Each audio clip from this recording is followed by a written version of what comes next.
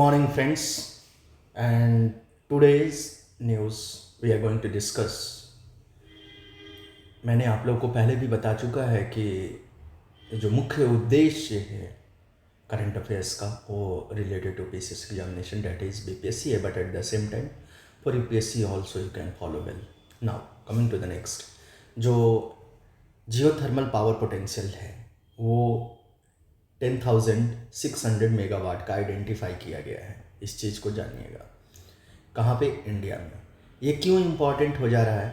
Because the nature जो है ये एक रीन्यूएबल एनर्जी के रूप में है, और आप जानते हैं कि रीन्यूएबल एनर्जी का भी बहुत ज़्यादा जो नॉन कन्वेंशनल सोर्सेस हैं उनका बहुत ज़्यादा इम्पॉर्टेंट डिमांड है अक्रॉस द वर्ल्ड. बिकॉज जो कन्वेंशनल सोर्सेस थे जैसे आपका कोल हो गया, बायोगैस हो गया, तो इनको बनने में बहुत समय लगता है, and at the same time they are very much harmful for climate change also.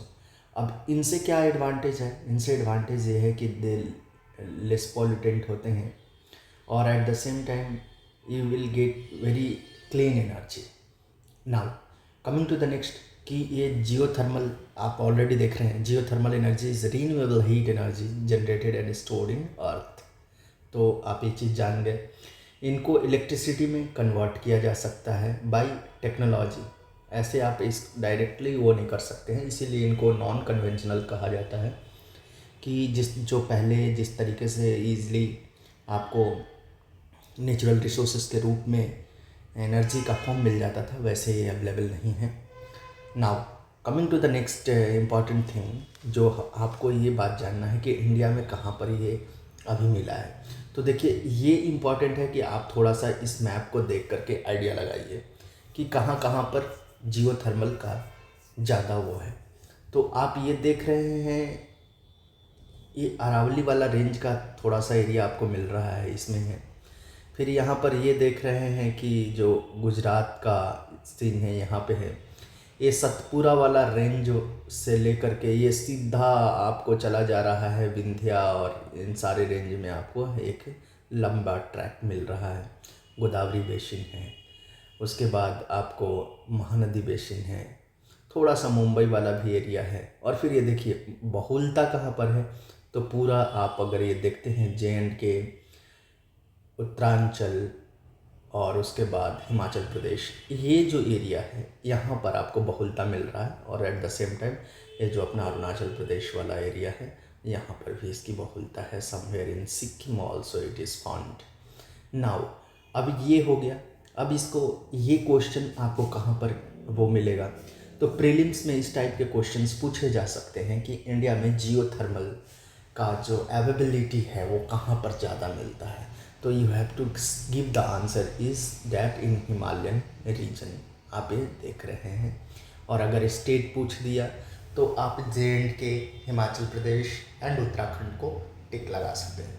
Now mains में क्वेश्चन किस तरीके से आपको एडअप करना पड़ेगा कि जो रिन्यूएबल रिसोर्स ऑफ एनर्जी है, तो जनरली लोग बहुतायत में सोलर एनर्जी को जानते हैं, but now you can add this also that in the upper region of India the availability of geothermal energy is also giving an ace to the energy security of India. Now इसका advantage क्या है? तो ये clean and inexpensive है, देखिए already मैंने बताया आपको, और operate year round high capacity factors. तो ये ईयर राउंड अवेलेबिलिटी इसकी रहती है. अब दूसरा डिसएडवांटेज क्या है? तो possible land subsidence, high transportation charges, energy due to remote plant location, क्योंकि इसको आप दूसरे जगह भेजने में इलेक्ट्रिसिटी में हो सकता है हाई ट्रांसपोर्टेशन लगे चार्जेस. मतलब कि so much of money investing activity है. रिलीज ऑफ टॉक्सिक केमिकल्स हो सकते हैं जैसे मरकरी, आर्सेनिक, बोरोन और एंटीमोनी. और आपको पता होगा कि ऑलरेडी अपना जो ये पिछली बार भी क्वेश्चन आ चुका था कि जो यहाँ से आपको गंगा रिवर दिख रहा है, तो गंगा रिवर में किस चीज़ का सबसे ज़्यादा पॉल्यूटेंट है? तो आर्सेनिक का उसमें पॉल्यूटेंट है. तो ये इम्पॉर्टेंट हो जाता है कि कैसे फिर ये दूसरा भी एक और पॉल्यूटेंट हो जाएगा. तो people will be very much health insecurity. Other high capital cost and techno-economic viability is due to remote location. Now, steps क्या क्या लिया है despite all such challenges and disadvantages, India में कौन कौन से स्टेप लिए गए हैं?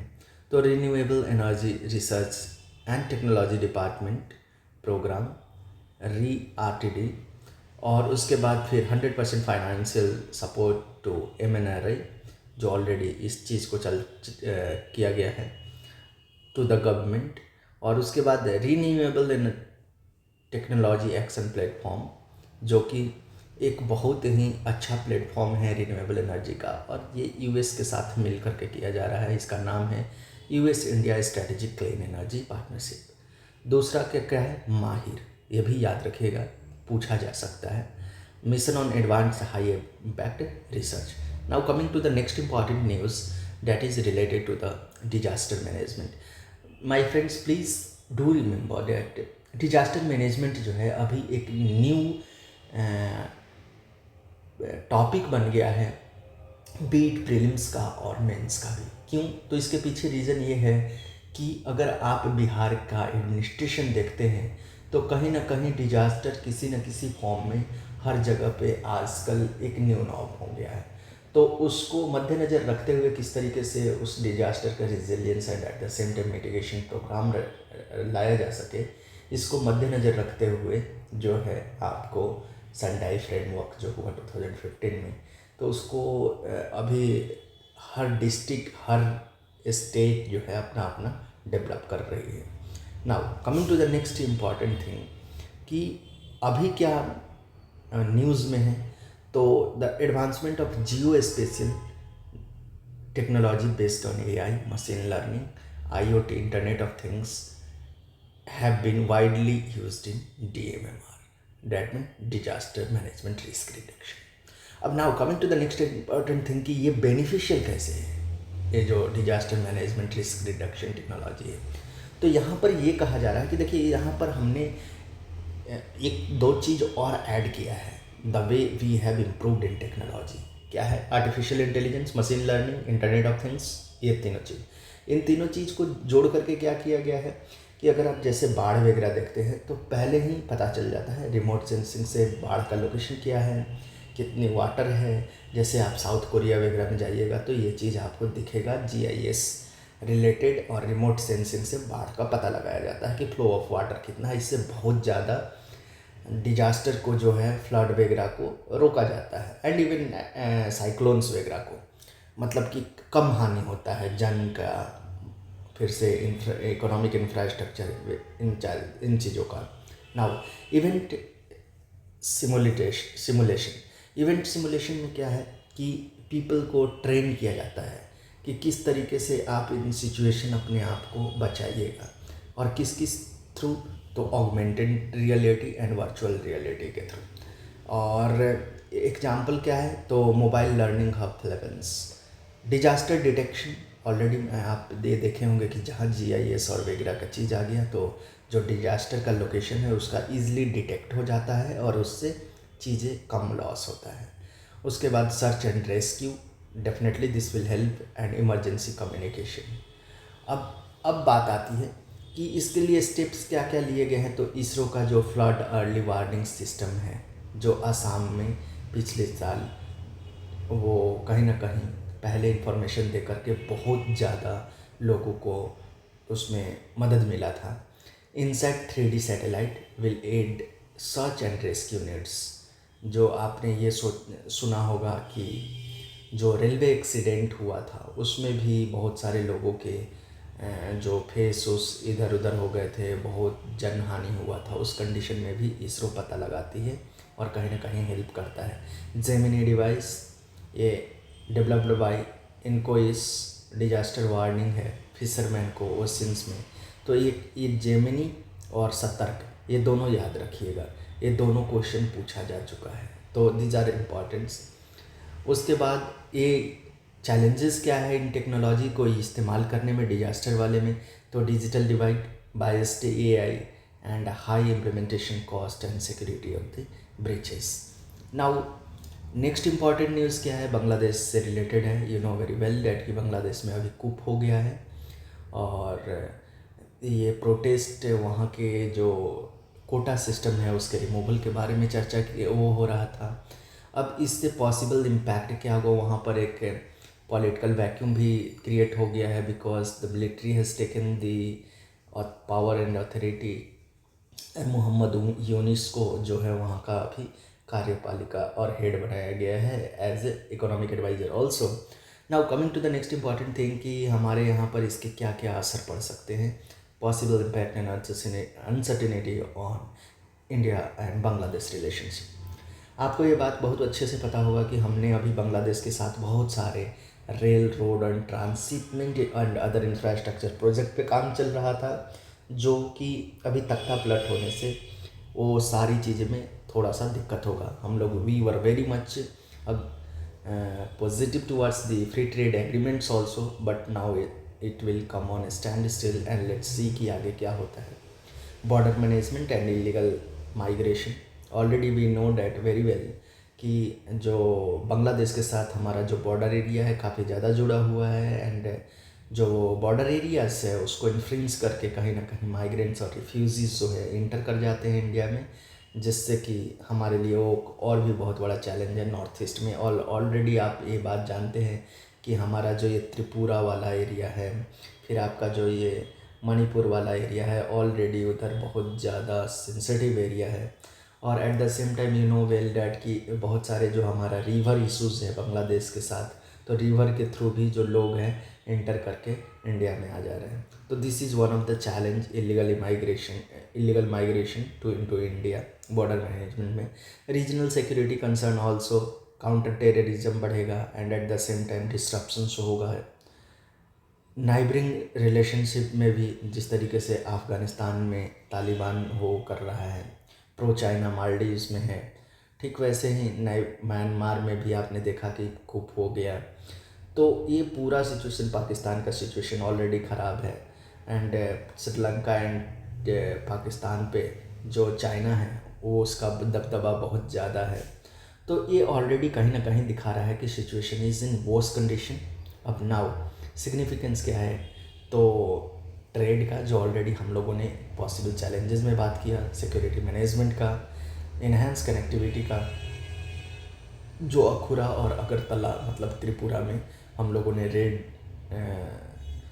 रेल लिंक शुरू किया था, और इंटरनेशनल एंगेजमेंट में भी हम लोगों को दिक्कत आएगा, SAARC, BIMSTEC and BBIN। Now अभी भी जो सिचुएशन है as per our foreign minister it's still evolving, और हमारा 5 years कंप्लीट हो गया है 370 और आर्टिकल 35 को एबोलिश किए हुए।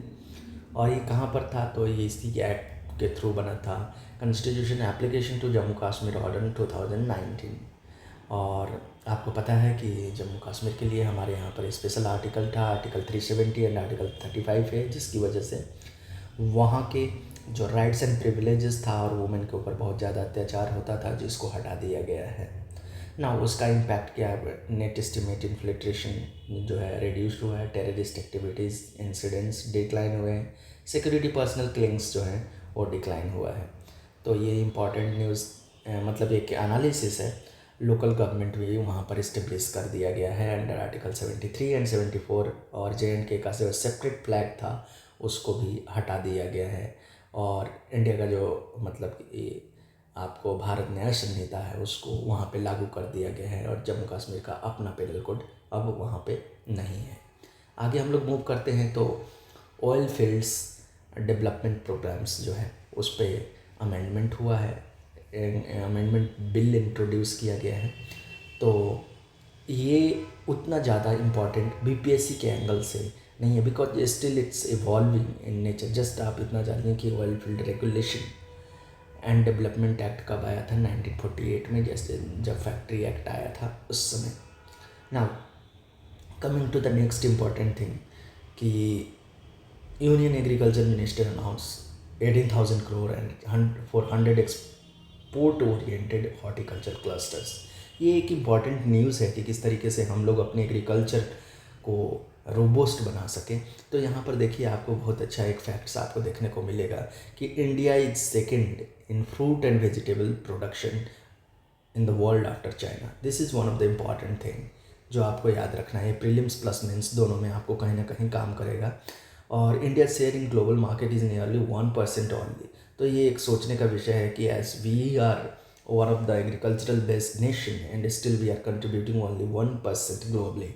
Now coming to the next कि ये जो हॉर्टिकल्चर क्लस्टर हुआ है ये किस लेवल पे खोला गया है, तो geographical concentration and regional level पे खोला गया है। इसके बेनिफिट्स क्या होंगे, तो reduce harvest and post harvest losses, क्योंकि आपको ये पता होगा कि हमारे यहाँ पर अच्छी सुविधा ना होने की वजह से, मतलब एग्रीकल्चरल इंफ्रास्ट्रक्चर नहीं होने की वजह से जो हम लोग हार्वेस्ट करने के बाद बहुत सारे अपने क्रॉप्स जो है ख़राब हो जाते हैं। Facility to stakeholders in global value chains and at the same time offers a specialization in production, post-harvest management and marketing exports. तो these are the benefits. अब स्टेप क्या गवर्नमेंट के द्वारा लिया गया है, तो ये सिर्फ देख लीजिए। तो ये चमन नाम का एक है जो साइंटिफिक मेथडोलॉजी एंड प्रोडक्शन के बारे में, हॉर्टिकल्चर के बारे में बताता है। MIDH mission for integrated development of horticulture और कैपिटल इन्वेस्टमेंट सब्सिडी, जो ऑलरेडी आप लोग जानते होंगे कि जो कोल्ड स्टोरेज और हॉर्टिकल्चर प्रोडक्ट्स वगैरह के लिए मिलता है।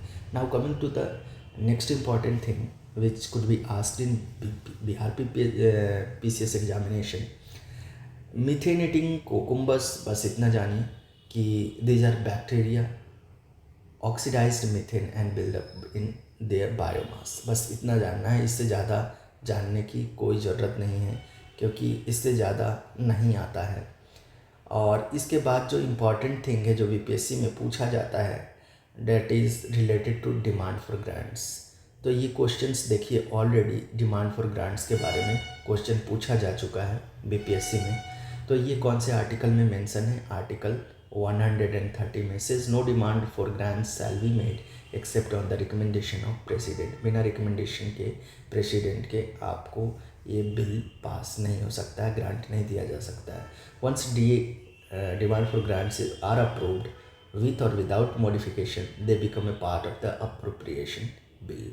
तो ये इम्पॉर्टेंट क्वेश्चन है जो आपको जानना चाहिए। अस्त्र मिसाइल, आप बस इतना जानिए कि ये एयरफोर्स द्वारा अप्रूव्ड है, प्रोडक्शन इसका किया गया है। Beyond visual range air to air missile है और 80 से 110 किलोमीटर तक के रेंज को ये फाइट कर सकता है और डिज़ाइन किया गया है to destroy highly manoeuvring supersonic aircraft. जो दूसरा इम्पॉर्टेंट क्वेश्चन जो पूछा जाता है और पूछा गया है BPSC में, that is related to world craft city.